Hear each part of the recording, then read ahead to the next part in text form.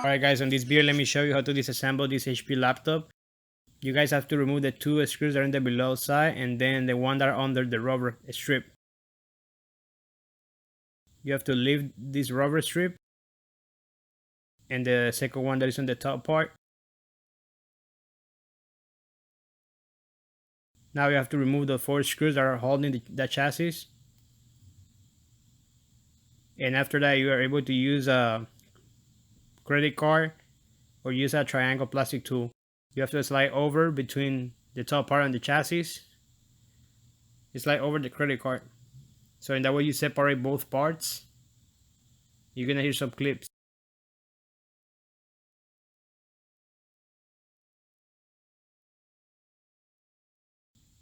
Keep sliding the credit card around it.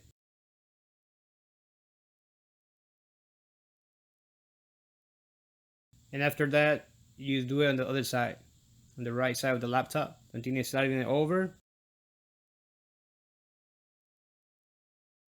Once you perform that, you are able to separate both parts. So you're able to take out the cover, and now you have access to all the components from this laptop. I will leave a small description for each of them. You have access to the battery, hard drive, memory RAM, fans, processor, and video chipset, the wireless card, and the M2 port. To be able to take out the battery, you have to take out the screws that are holding it and then just lift it over. To be able to take out the hard drive, you have to lift the plastic that is holding the flex and then lift over the actual hard drive. From there you're able to swap it to a SSD if you need it. You have to take out that cover and then remove the connector.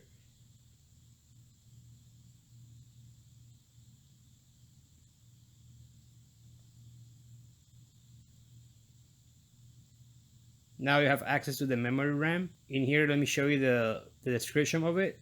So in that way, if you want to order an additional one, you could go ahead and order it. Now you have to remove the four screws that are holding the sink, the heat sink. You should be able to lift it over.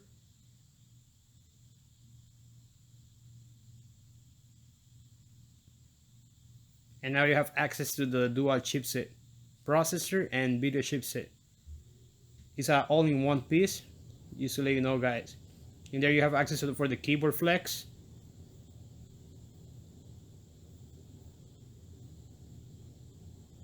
You should be able to remove all the flex that are going around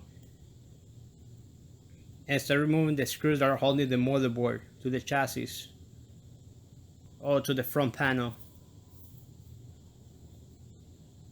Now you should be able to remove the screws that are holding the motherboard to the front panel, and that's the wireless card. You take out the screw, you remove the connector, and then slide it over.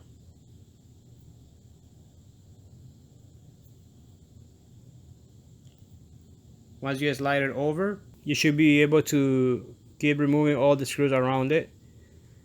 The fan, has like two screws that are holding the unit. So you should be able to take out those screws from the top part. That's one, and the other one is the other side.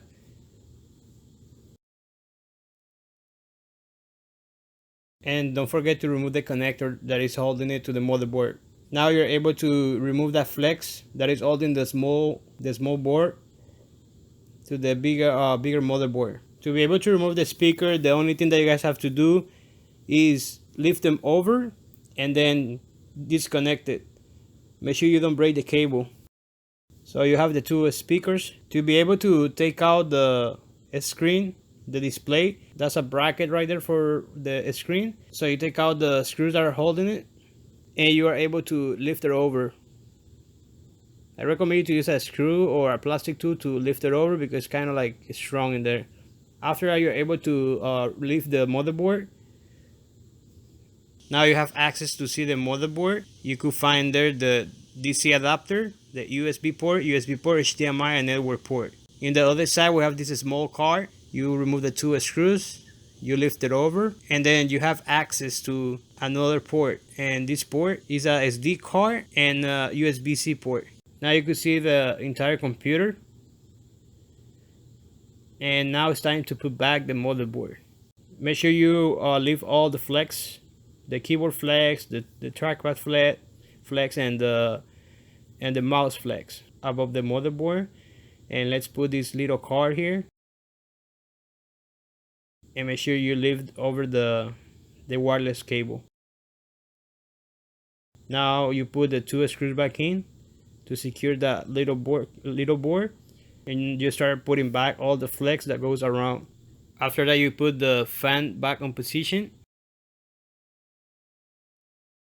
and remember to put the screws that are holding the fan. You put the keyboard flex back and you secure it with the plastic. Now you put the trackpad flex back in and the fan connector back into the motherboard. You continue putting the screws that are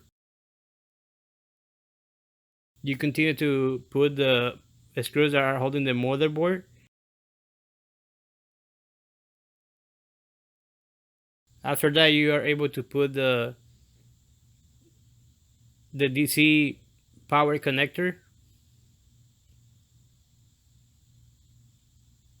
back to the motherboard. This is the way, the position that the speaker goes to into the computer. After putting the speaker, you have to put the DC jack back in position and put the flex or the connector back. Put the connector back into the motherboard. After that, you put the screen connector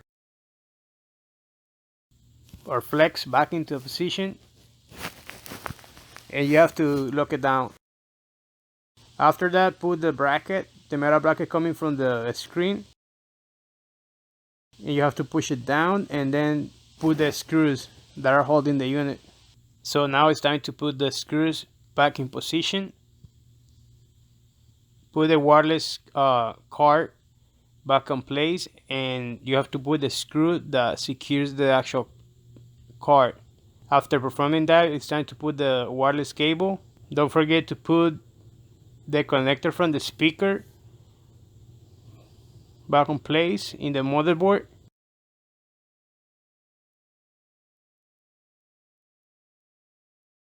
After that, if you want to remove the thermal paste and apply a new thermal paste, feel free to do it.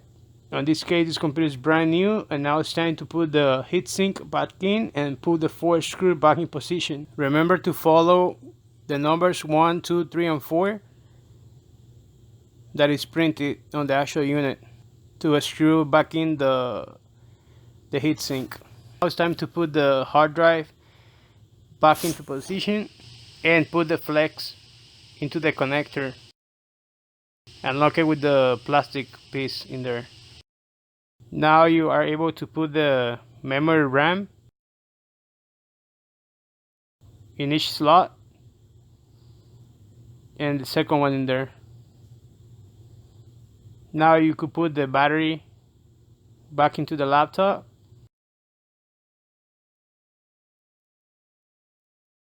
And the only thing that you have to do is push it down a little bit so the connector get back in place and put the screw back in. That's the M2 NVMe port.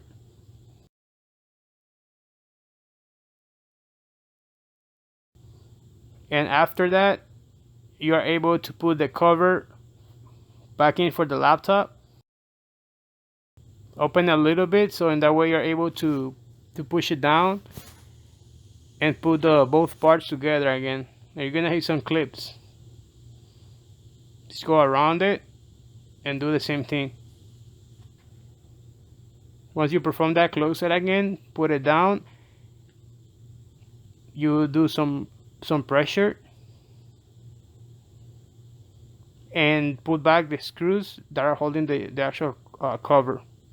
Once you put the screw back in, make sure to put the rubber strips back in place. Each rubber is different, so make sure you leave the one next to the location that goes or the position that goes. and then put the second one back on place. Thank you so much guys for watching this video. If you guys have any question, please leave it below, and don't forget to subscribe.